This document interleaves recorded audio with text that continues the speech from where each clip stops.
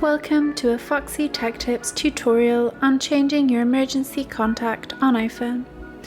If you find this video helpful, please consider subscribing to my channel and liking the video.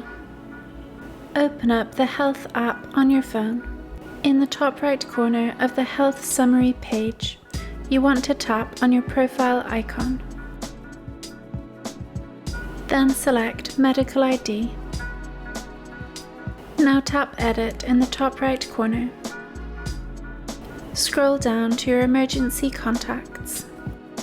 You can now tap the minus icon to the left of a contact to remove that emergency contact, or tap the plus icon to add a new emergency contact. Choose them from your contacts and then select their relationship to you from the list. That person will now be an emergency contact. And that draws an end to this tutorial.